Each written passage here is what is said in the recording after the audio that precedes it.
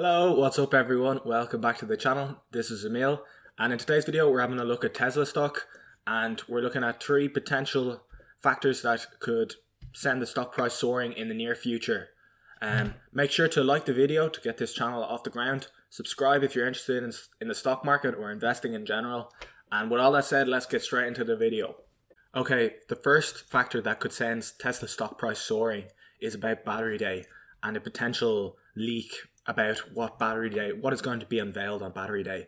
Before I tell you what the leak is, I want to have a look at a couple of Elon's quotes about battery day, so then when you hear the leak, it doesn't seem so out of this world. So Tesla said, battery day will be one of the most exciting days in Tesla's history. And another quote, battery day will blow your mind. It blows my mind and I know it. So yeah, he's really hyping up battery day, and obviously battery day was supposed to be around this time right now. However, because of the coronavirus, obviously there is no set date for it at the moment.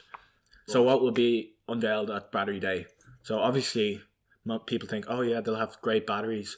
Oh yeah, the battery functionality will be improved. There'll be longer storage, blah, blah, blah. No, come on. That's not something that's going to blow your mind.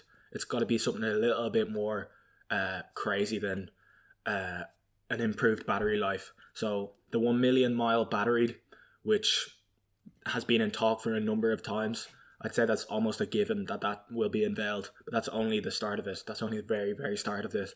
And the 1 million mile battery, what the consequences of that are very, very exciting. So let's get straight into that now. So Tesla's current cars can hold 300,000 or 400,000 miles of battery life before they're basically useless. So that's like, I don't know, 5 years, 5, 6, 7 years. Whereas a million mile battery will be able to, like that's 10 years of continuous driving, almost like a lot of driving in 10 years. So it can really last a long time. So that's the first component. So what does the million mile battery, why is that so important? Why do you need to be able to drive so far? Well, obviously there's the Robotaxi, which we'll get into, the Robotaxi functionality. So that will require a lot of driving miles. But what the leak is, I'll just put it up for you now. So essentially, one of the main current limiting factors to why solar energy or renewable energy hasn't been adopted worldwide properly as much as fossil fuels, one of the main factors is because, like for example with solar, you're getting all the energy at the same time. So when the sun is shining, everyone has loads of electricity and loads of cheap electricity. So if everyone did that, if everyone used solar, then there would just be electricity at that peak time, and there's nowhere to store that electricity. So at night time, what essentially happens is the prices for electricity rise significantly because there's not as much electricity to go around at those times. Well, what can you do to mitigate this? Well, Tesla, we're looking into having these battery packs on your house, but then after a little bit of thinking, or like having these big battery farms or whatever, but after a little bit of thinking, they're like, oh wait, what carries a huge battery all the time, an enormous battery that we could use to store our energy? The cars. So essentially what's going to happen, this is the leak. Your car, so if you buy a Model 3 or a Model whatever, we're not sure exactly which cars, hopefully all the cars will have this functionality, but you can store energy from the sun in your car. So then there's a few different options to how this will work. So either you store energy in your car for yourself to use later that evening. So one thing that's really bad for batteries is to fill the battery all the way to the top to 100% and drain it all the way to zero. It's better to keep it between like 70 and 30 for the life cycle of the battery. So, but what they're essentially going to do is fill up your battery during the time when it's really sunny, and then store it in the Tesla car battery.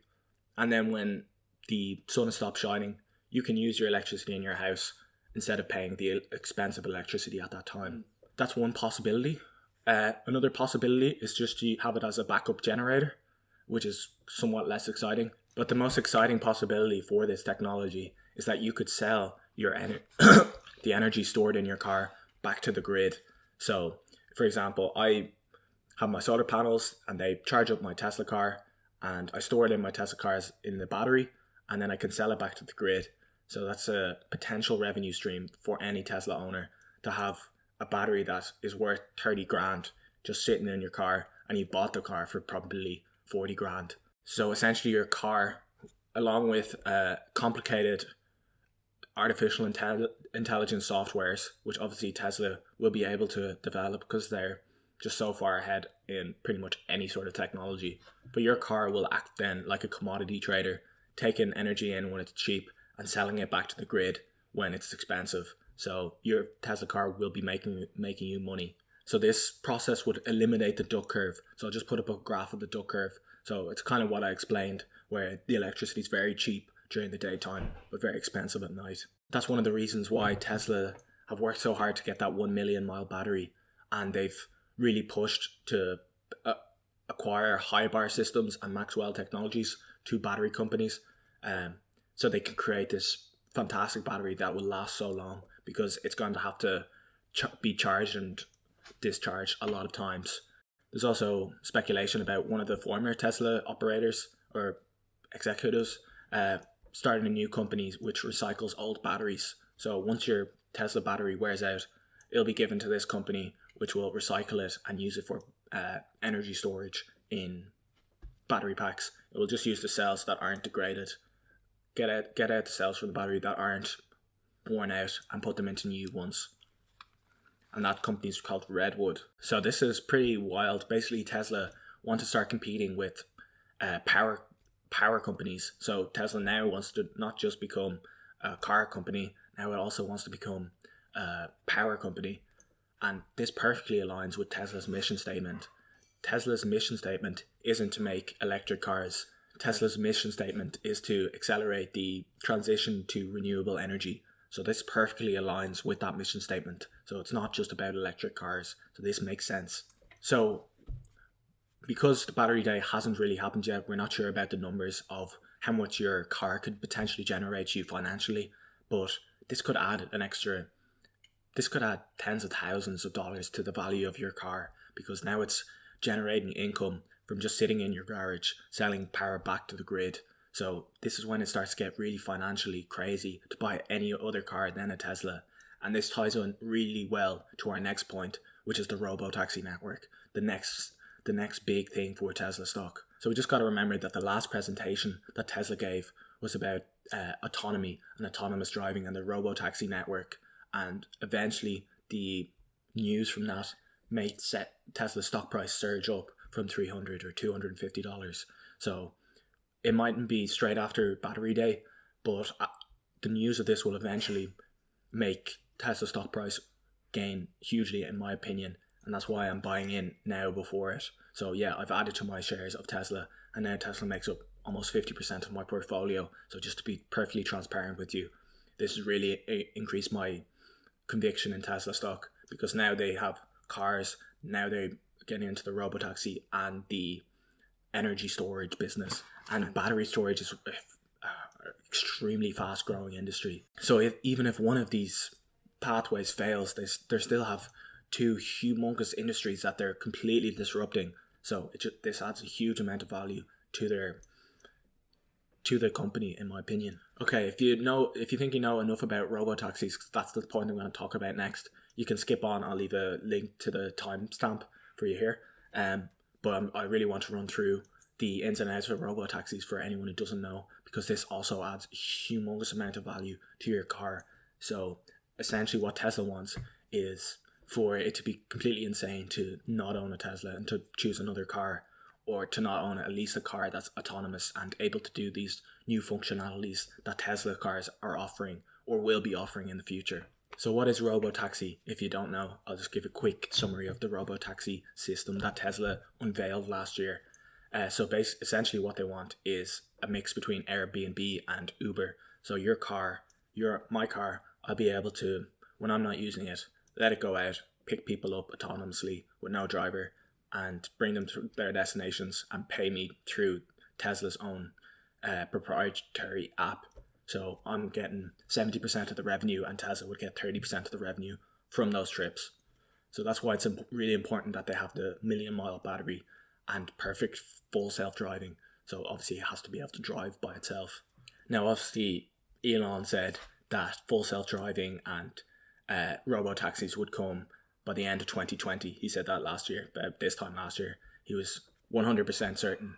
So the one thing you must know with Tesla is Elon always delivers, but he almost always delivers late. Well, some of the things he gets through on time, but things like this that are really out there and like completely changing the entire world, like Elon always gives the best case scenario. So you really got to take that with a huge grain of salt, because he doesn't he's given the best case scenario, so he doesn't factor in problems which are 100% going to happen trying to develop such difficult technologies.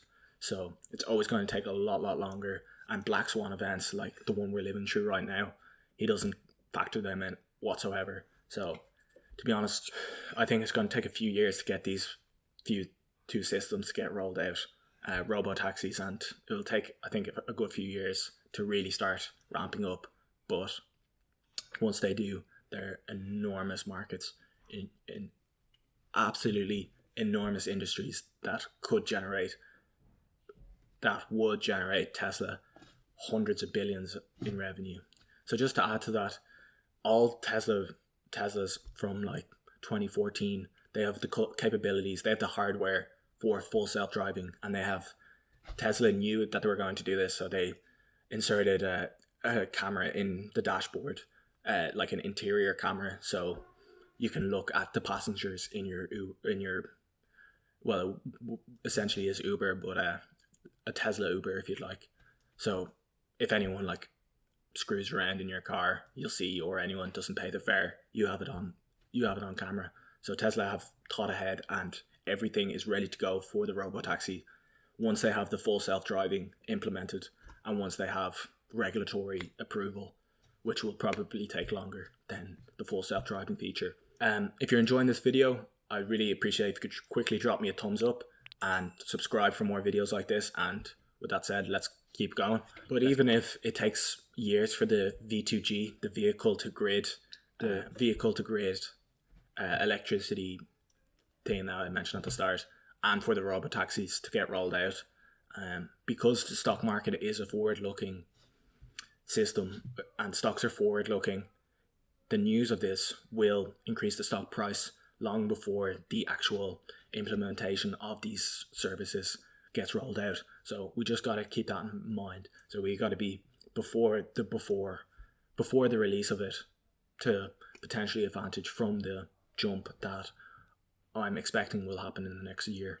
Okay, so the idea is that it would be totally insane to own another car apart from a Tesla, because your Tesla would be earning you 30,000 per year as a robo-taxi potentially, and it can also act as an energy storage system and sell electricity back to the grid during expensive electricity times.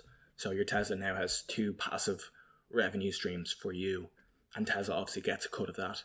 So not only does the incentive to buy a Tesla increase, but this also opens huge revenue streams for Tesla. So for these two reasons, I think the value of Tesla as a company should adjust and should increase even from where it is at the moment.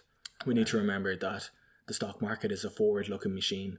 So the announcement of these new revenue streams will increase the stock price, not the actual implementation and the rollout of these revenue streams, which I don't predict will happen, which I predict won't happen for a number of years, at least probably 5, until Tesla are actually making any money from these revenue streams.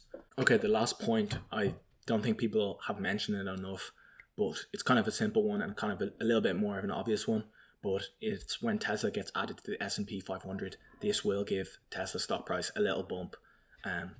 The reason Tesla isn't on the S&P 500 is because they haven't posted enough profitable quarters. There's certain factors that you need in order to be listed on the S&P 500.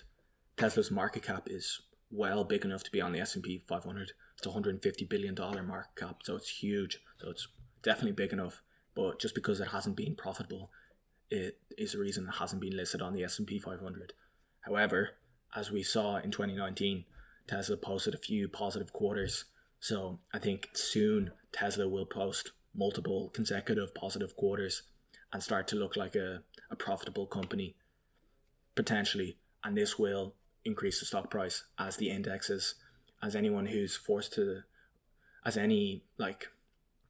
Vanguard or anyone who sells index funds that track the index, the S&P 500 index, they're all forced to buy Tesla stock and sell whatever number 500 stock that gets booted out when Tesla gets added. And also the fact that once Tesla becomes quote profitable consistently, that will make a lot more investors likely to buy it. Just for that fact alone. I imagine once it gets announced that Tesla will be added to the S&P 500, the announcement will jump the stock price rather than the actual addition of Tesla to the S&P 500.